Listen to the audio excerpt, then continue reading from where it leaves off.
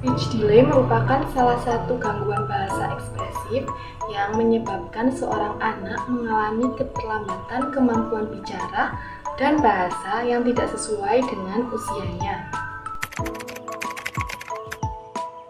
Ciri-ciri seorang anak yang mengalami gangguan bahasa ekspresif adalah: yang pertama, seorang anak dikatakan mengalami gangguan bahasa ekspresif apabila ada jarak antara apa yang ia mengerti dan apa yang ingin ia katakan. Lalu yang kedua, anak sulit diajak berbicara.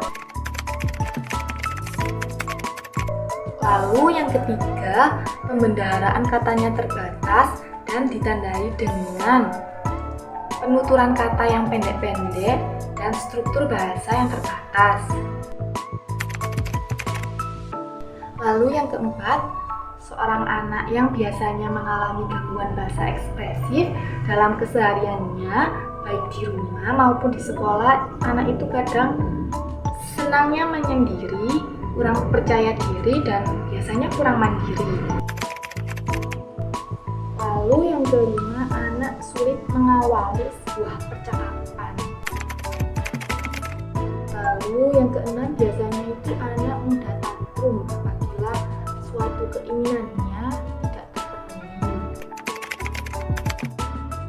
Lalu yang terakhir, seorang anak yang mempunyai gangguan bahasa ekspresif itu biasanya kalau menyampaikan sesuatu itu dengan menunjuk-nunjuk, menarik-narik, dan biasanya dengan mengeluarkan suara-suara terus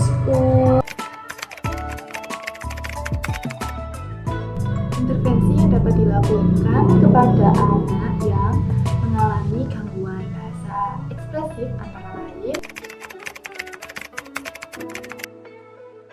intervensi pertama yang dapat dilakukan yaitu dengan program orientasi dan eksplorasi, yaitu dengan mengajak orang tua dari anak tersebut untuk berdiskusi dan mewawancara dengan menggali informasi tentang riwayat kesehatan anak tersebut sejak lahir, seperti keterlambatan bicara, gangguan fisik, dan juga faktor genetik dalam keluarga. Apakah anak tersebut memiliki keturunan yang juga mengalami keterlambatan dalam hal berbicara dan berbahasa.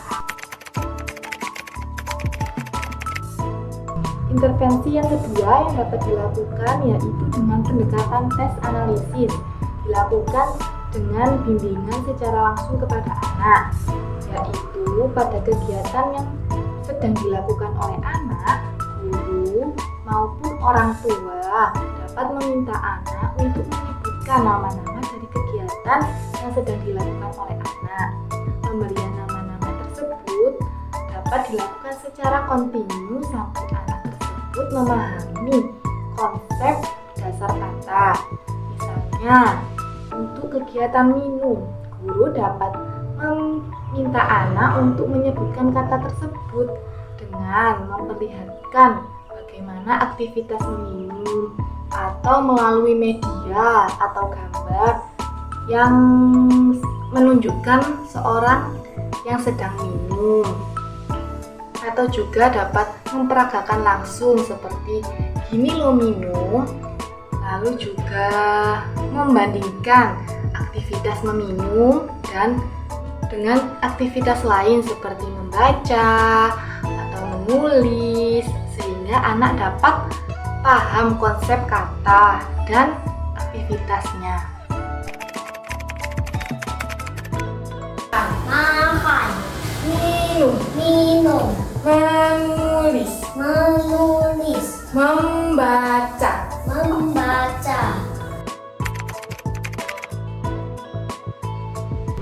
Intervensi yang ketiga yang dapat dilakukan yaitu dengan cara pendekatan minat, dilakukan dengan interaksi dan percakapan kepada anak.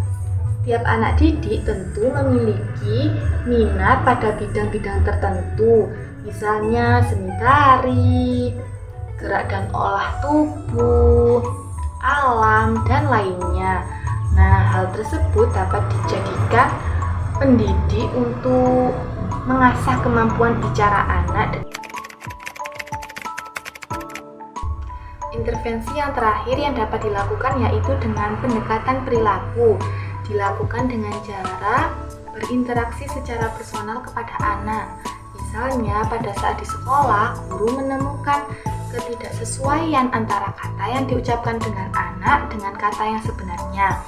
Misalnya anak tersebut mengucapkan kata cucu padahal kata yang sebenarnya yaitu susu. Nah, hal tersebut ditindaklanjuti oleh orang tua atau guru dengan membimbing anak untuk mengucapkan kata yang sebenarnya dan meminta anak untuk mengulang-ulang kata tersebut.